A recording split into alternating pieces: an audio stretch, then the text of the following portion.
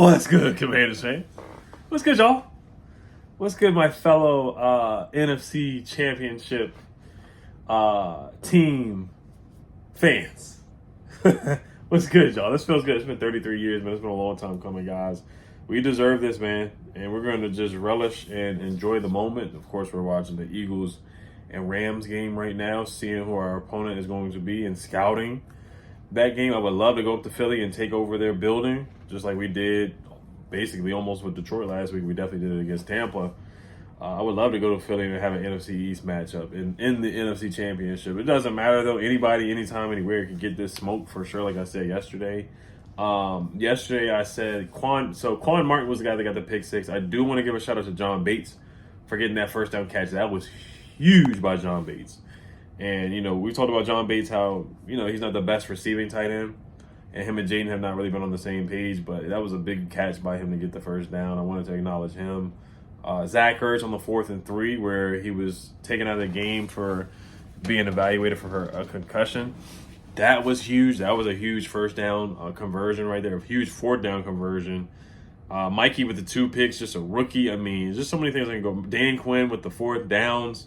I just love how all the Detroit podcasters, all the sports content creators, not all of them, but that one podcast that was just saying, oh, if Jaden's going to run, we're going to put him in the blue tent, and your rookie quarterback, and your third worst rushing defense, and all this stuff. I mean, just hilarious to look at old takes, hashtag old takes exposed. And we all said it like, you guys talking so spicy, like if we win, and we ended up winning, we're going to go back and cook you for sure. But no, I've had a great day so far being a Commanders fan as always, man. I woke up, could barely sleep last night because just the adrenaline has been pumping. Making the NFC Championship is just insane for a rookie quarterback. New head coach, new GM, ownership in 2 years. This is their second year of ownership. A lot of one-year deals. Bobby Wagner, 1-year deal. A lot of new free agents like Austin Eckler, Frankie Louvu. A lot of new faces on our Jeremy Chin, like Cleveland Farrell, Dorrance Armstrong, like so many new Johnny Newton draft pick, Mikey Sanders still rookie. So many new faces on the defense, and Joey Jr. putting it together, forcing 4 interceptions, guys. I don't care if it's a wide receiver who threw the interception. 4 interceptions, 1 fumble forced. Ball is life. Aaron Glenn getting all these interviews. Joey Jr. is getting interviews too. Ben Johnson talking trash. I'm just loving the moment. The basketball guys commented Ben Johnson, man, I can't stop talking about that. Amon-Ra St. Brown talking about De'Ami Brown. I can't stop talking about that. It's just hilarious. Like all the bulletin board material, the Lions fans and players, coaches, they all gave us the bulletin board material. They just made it too easy. And to do that on national TV again in the night slot, not the 4 p.m. game, but the 8 o'clock game. Every time we play, they give us the late game. But I know NFC and AFC, they already scheduled us to be at like 3 and the AFC game to be at 6. Because if they had it any other way, they would put us at the night game for sure, for the ratings and whatnot. So, but to get to what I wanted to talk about is Sam Cosmi. So unfortunate news. We saw the injury was pretty bad, and he had to be helped off the field. They did put him in a cart. Like, he was sitting up on the cart, so it wasn't like he's just laying back on the cart. But he was sitting back, and the injury was pretty nasty and pretty gruesome, not going to lie. So this is what Ian Rappaport tweeted out. He said, standout guard Sam Cosmi, who left Saturday's win with a knee injury, will have an MRI this morning. But sources describe the injury as potentially serious, and Cosmi will almost certainly miss next week and beyond if Washington advances. So, not good news for him, but Trent Scott played well. Like John Keim said, Trent Scott played well. A couple other people said Trent Scott played well. He didn't grade well per PFF. Like I said, PFF is not the gospel. He had like a 50-point-something grade. He didn't give up any sacks, though. Yeah, he had a 50.7 grade, but he absolutely stepped up yesterday. I don't think Jaden got sacked at all yesterday, which was just awesome for our offensive line to step up and do that. Yeah, he got sacked 0 times. We got 2 sacks on golf. So he had some good time in the pocket. And whenever he didn't, they blitzed a lot too. And whenever he didn't have time in the pocket, he either stepped up, made a move, made something shake, got elusive, got the ball out quick. Like, the game plan from Cliff was great. The screen passes to Terry for the touchdown. The deep pass to De'Ami Brown, that's just a great quarterback play and a great dialing up deep play for De'Ami Brown, who's a good deep threat receiver. So Cliff was in his bag. The screen passes to Austin Eckler, the quick passes to Austin Eckler, running the ball with Eckler. B-Rob was in his bag. Some of the designed runs, the passes to Zach Ertz on fourth down. So, I mean, like, this was just, it was textbook, man. Jaden Daniels, 22 for 31, 299 yards, 2 touchdowns, no picks.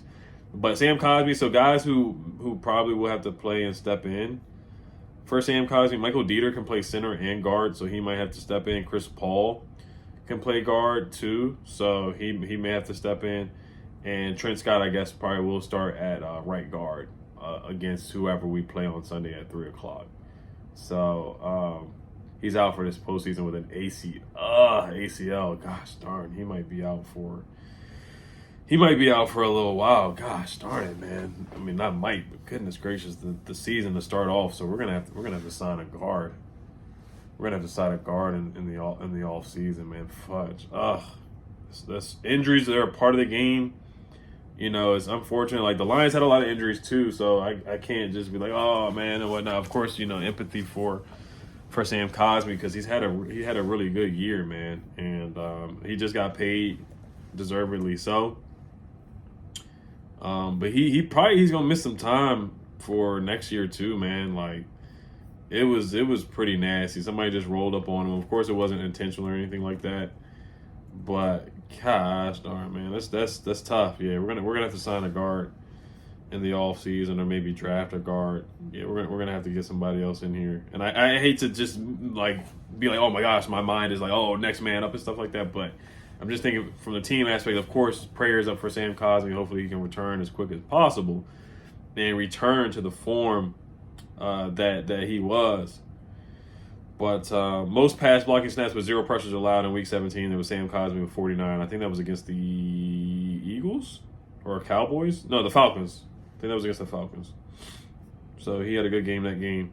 So yeah, he has a torn ACL, guys. It's unfortunate, man. He just got the 4-year, $74 million contract that includes over $45 million guaranteed per source, and he's a leader, man. He's a leader of the team. He has been a captain for a couple of years. And you know, he's been with the Commanders. He's a second-round pick. He's one of the few second-round picks that have worked out for us, and he's one of the few Ron Rivera picks that have worked out for us too. So, man, losing Sam Cosmi, but Trent Scott did a good job. Let's see what happens. Let's see if he can step up and step up to the challenge for sure. Sam Cosmi, before he got injured, he had a 64.4 PFF grade in the game, a 56.5 run grade, and an 84.2 pass blocking grade. Quick shout out here to Mikey Sanders, still 72.3 PFF grade, two interceptions. For a rookie to do that in his second playoff game is just insane. And like, he read the route for Jameson Williams. He ran the route for him and just went undercut it and got the interception from Jared Goff. So for a rookie to do that is insane. It really is. He's so wise beyond his years, and he's just a heck of a player. I'm so happy we have him on the team. Him training with Darryl Green and being receptive and learning information. Not going to take a dig at Forbes. I'm not saying that Forbes would have trained with Darryl Green, would that have made him any better? It may have helped, but why did we see Mikey Sanders still training with Darryl Green but not Emil Forbes? So that was just an interesting thing there. But Mikey Sanders still, man, he's a dog. He's a dog. And Marshon Lattimore, I got to give him his props, man. I gave him a hard time. We all gave him a hard time against the Buccaneers. Targeted only 9 times, 0 catches allowed, 0 yards allowed, 0 touchdowns allowed, 5 tackles and a pass breakup as well. And we're undefeated when he plays. We're 4-0 when Marshon plays. So we need Marshon to be healthy and play, and he's going to be healthy out there on Sunday against either the Rams or the Eagles for sure. And if he plays against A.J. Brown again, this will be where he can get his revenge. And we'll see which reffing crew it is, and he can kind of, you know, improve from that game with the ticky-tacky calls. You know, so I would love to get that matchup again against A.J. Brown or even Puka Nacua. You know, and this time I don't think he traveled. He stayed on one side of the field, but A.J. Brown, they're probably going to make him travel. I would make him travel with A.J. too. I probably would. Actually, you know what? We'll see. But yeah, that's about it, guys. PFF grades, Austin Eckler had a 90.8, Jaden Daniels 79.9, Terry McLaurin 77.3, James Crowder 73.9, Jeremy McNichols 70.1, B-Rob 67.5, Beata 65.9, John Allen 80.5, who stepped up big time. Jonathan Allen, let's go. Quan Martin 75, Mikey Sanders still 72.3. Dorrance with the big forced fumble. setting the tone for the game. 68.3. Dante Fowler, who had a couple of pressures, but the phantom terrible face mask call that was not a face mask. 59.2, and Marshon Lattimore with a 58.0. Andrew Ollie, 65.0. Tyler Beata, 65.9. Brandon Coleman, 62.2. He did a better job. Nick Allegretti with a 54.9 PFF grade as well. So those are all the PF grades that I got. But, man, hey, left hand up, guys. I see the pride in the city. I see people driving around with Commanders flags and whatnot. We're back, guys. We've been back this season, but we're really back. We're really back, man. And we are one game away. One game away from the big dance. One game away, guys.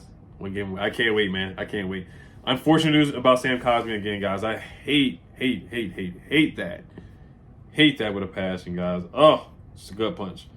Great player, man, and I hope a speedy recovery for Sam Cosmi. All right, guys. Tell the Commanders. Peace.